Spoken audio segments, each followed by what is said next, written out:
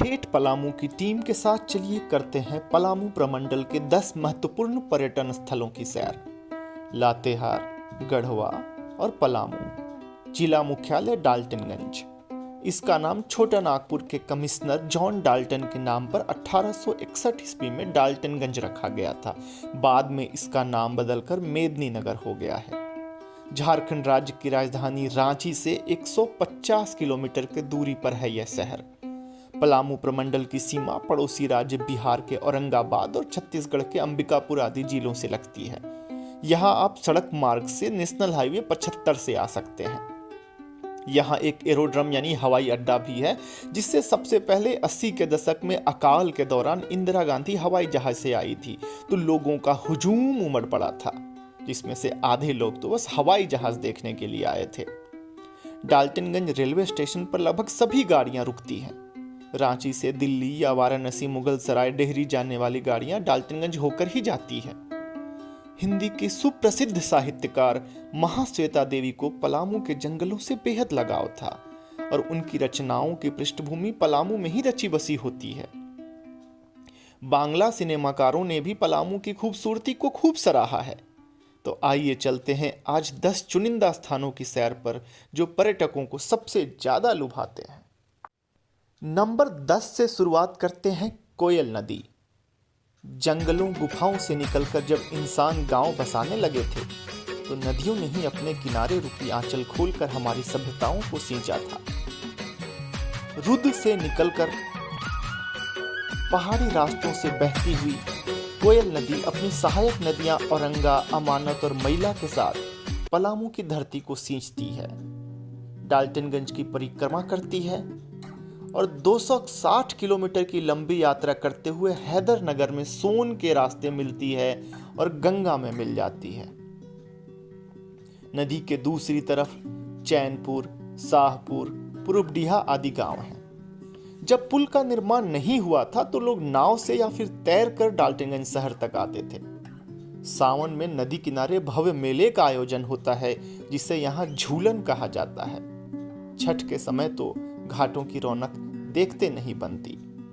Girwar high school नदी किनारे स्थित है, जो जिले के सबसे पुराने हाई स्कूल में से एक है और यहीं एक बड़ा सा मैदान है जिसे शिवाजी मैदान कहते हैं महात्मा गांधी जब 11 जनवरी 1927 को रेलगाड़ी से पलामू आए थे तो यहीं पर उन्होंने सभा को संबोधित किया था।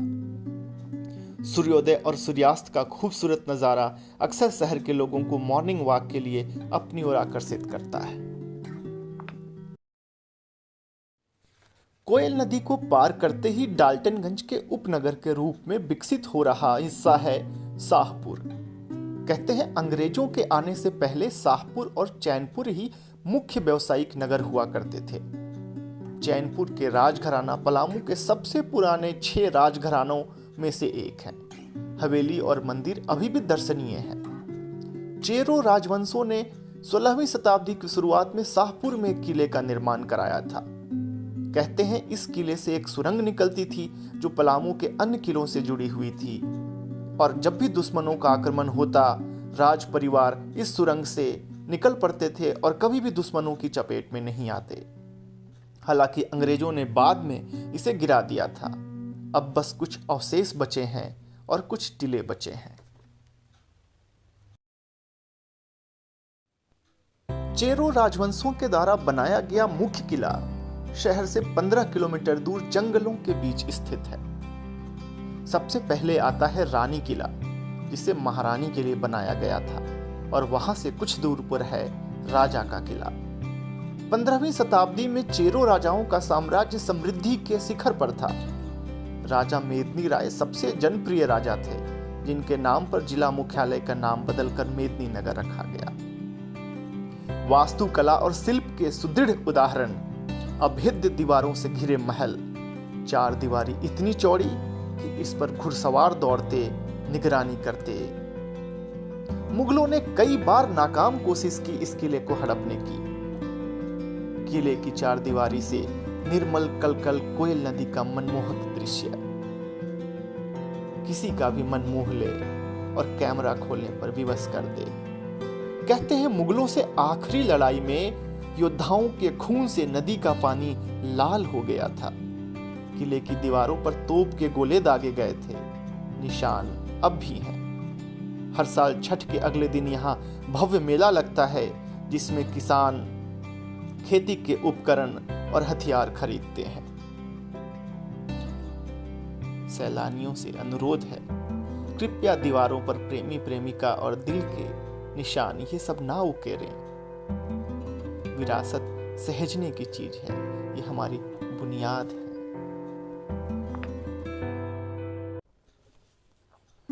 डाल्टनगंज से पलामू किला जाने के क्रम में शहर से 10 किलोमीटर की दूरी पर है एक तिराहा।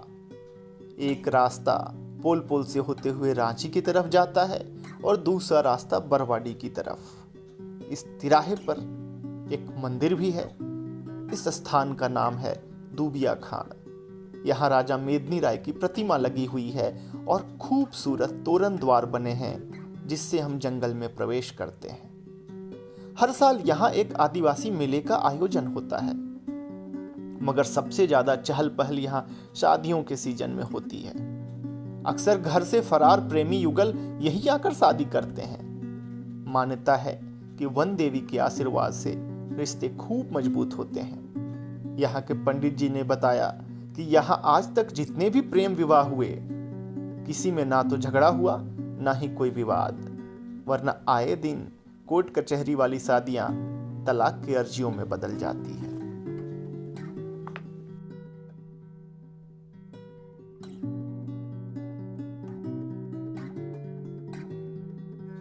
दूबिया खान से करीब 20 किलोमीटर की दूरी पर है सुगा बांध, जहां उत्तर कोयल नदी पहाड़ों से बहती हुई खूबसूरत झरने का रूप ले लेती है। बरसात में तो पानी का बहाव काफी तेज होकर खतरनाक हो जाता है, मगर सर्दियों में यह स्थान पिकनिक और पर्यटन के लिहाज से बिल्कुल सुरक्षित है। गहराई भी ज्यादा नहीं है तो डूबने का भी कोई डर नहीं। समतल पत्थरों पर कई सारे फोटोग्राफी के पॉइंट्स हैं। पार्किंग से बस कुछ मीटर ही नीचे उतरना होता है। कहते हैं महारानी को अपने तोते से बहुत प्यार था और तोते को भी महारानी से बहुत प्यार था, मगर तोता हमेशा पिंजरे में बंद होता था। रानी की बेटी राजकुमारी को यह बात अच्छी नहीं लगती थी। एक दिन राजकुमारी ने तोते से पूछा, क्या तुम्हें उड़ने की इच्छा नहीं आती? क्या तुम्हें खुले जंगल खुले आसमान याद नहीं आते? तोते ने उसे कहा, आती तो है, मगर बाहर कौन ले जाए? और अगर मैं बाहर गई तो पता नहीं वापस आ पाऊं या ना आ पाऊं। फिर मेरे बिना रानी का दिल कैसे लगेगा? फिर दोनों ने मिलकर एक जुगत भिड़ाई।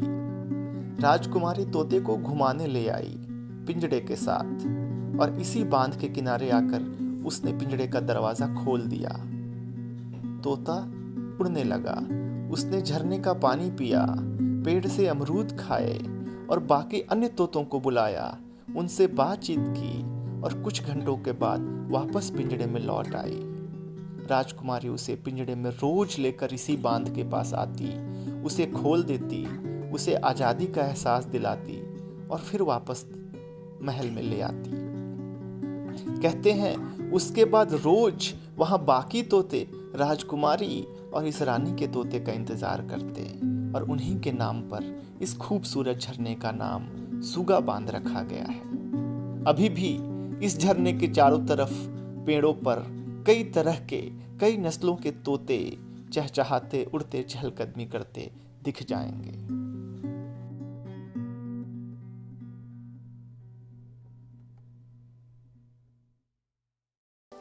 अगर आप चाहते हैं कि सड़क से बस 2 कदम की दूरी पर कोई खूबसूरत सा झरना हो, ताकि बड़े बुजुर्ग या जिन्हें पहाड़ उतरने चढ़ने में कठिनाई हो, उन सबको झरने की सैर करा आए, तो यही है वो जगह। जंगलों से घिरा, प्रकृति के बिल्कुल करीब। शहर की भागम भाग को तो भूल ही जाएंगे जैसे ही आप इसकी धारा में पैर डुबाएंगे। कहते हैं अरब देशों से आने वाले मसाले के व्यापारी राजा के पास जाने से पहले यहीं विश्राम करते थे। वे लोग नजदीक के बरवाडी के साप्ताहिक बाजार से मिर्च की बड़ी खेप लेकर जाते थे। शायद इसी वजह से इस झरने का नाम मिर्चैया फॉल पड़ा हो। आइए देखते हैं। Wow, just awesome. कहीं आपको ये तो नहीं लग रहा कि पलामू में बस छोटे छोटे झरने हैं? तो चलिए आपको दिखाते हैं दो बड़े बड़े जलप्रपात। एक है लोध और दूसरे का नाम है बूढ़ा घाघ।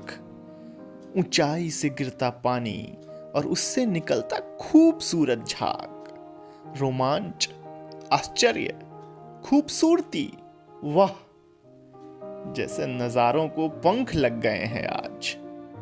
सारे स्वप्न जीवित हो उठे हैं, सोई ख्वाहिशें गई हैं जाग। अभी बहुत कुछ बाकी है, जाना मत भाग। 1026 किलोमीटर स्क्वायर में फैला हुआ बेतला, जिसे 1974 में नेशनल पार्क घोषित किया गया, पलामू प्रमंडल की शान है। पलामू यानी पलास, लाह, महुआ, मगर इसके अलावा भी साल, बांस, शीशम इत्यादि वृक्षों से आच्छादित ये जंगली पठार आश्रय हैं हाथी, बंदर, तेंदुए, सियार, लकड़बग्घे और सैकड़ों हजारों खूबसूरत पक्षियों के लिए। वैसे तो हर पलामू वासी खुद को टाइगर से कम नहीं समझता, मगर रियल टाइगर, वास्तविक टाइगर को खुले जंगल में विचरते देखना एक अलग ही रोमांचक अनुभव है। आपने चिड़ियाघरों में बहुत से सुस्त पड़े बाघों को, शेरों को देखा होगा। यहाँ आप जंगल सफारी या हाथी की सवारी में नाइट सफारी का भी आनंद ले सकते हैं। ट्री हाउस यानी पेड़ पर बने हुए घर और वॉच टावर का अनुभव तो शब्दों में बताना मुश्किल है, उसके लिए आपको यहाँ आना पड़ेगा।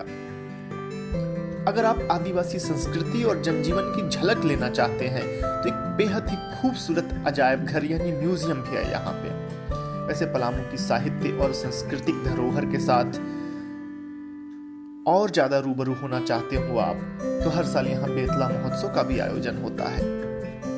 बेतला नेशनल पार्क के प्रवेश द्वार से ही हिरणों का विचरण करता हुआ झुंड, ये स्कूली बच्चों के लिए अक्सर पेंटिंग का खूबसूरत विषय होता है। यहाँ वन विभाग ने रात्रि विश्राम के लिए बहुत सारे विश्राम गृह भी बनवाए हैं, जो सैलानियों को खूब रिझाते हैं। तो अगर आप पलामू में आए और बेतला नेशनल पार्क न घूम पाए, नहीं नहीं नहीं, देखना तो बनता है यार।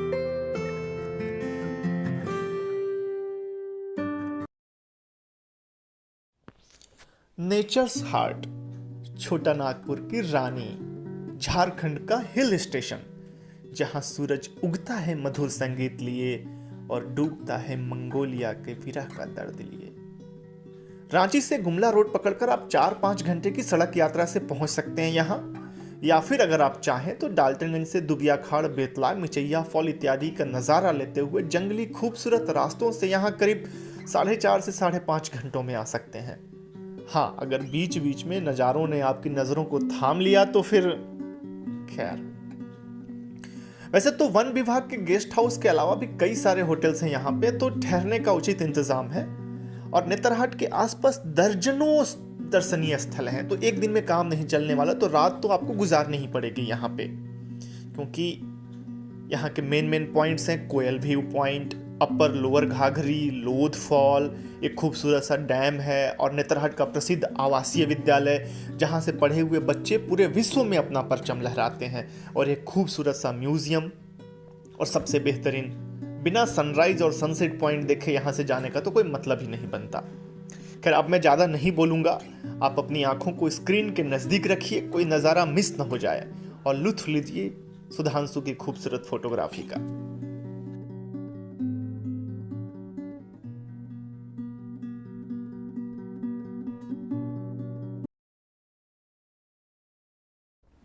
पलामू की खूबसूरत वादियों में घूमते भटकते अगर आप थक गए हैं तो आइए लिए चलते हैं हम आपको आज की सफ़र के आखिरी पड़ाव पर, केचकी, संगम कोयल और औरंगा नदी का, डाल्टनगंज से 10 किलोमीटर की दूरी पर। खुला आसमान, सफ़ेद रेत का मैदान, धाराओं का मिलना, पत्तियों का हिलना, बन तुलसी पुटुस की झाड़ी, पुल से गुजरती छुक छुक रेलगाड़ी, मंदिर की घंटी आरती संग चिड़ियों का चहचहाना, संगीत की धुन पर कदमों का बहक जाना, बचपन बार बार वापस बुलाए, अब यहाँ आकर बिना डुबकी लगाए भला कौन वापस जाए। यारों दोस्तों का संग, गहरा चढ़ेगा केचकी का ये खुला खुला रंग। ठेठ पलामू की टीम फिर से ले चलेगी आपको किसी नए सफर पे। जुड़े रहिए अपनी माटी अपनी बोली से।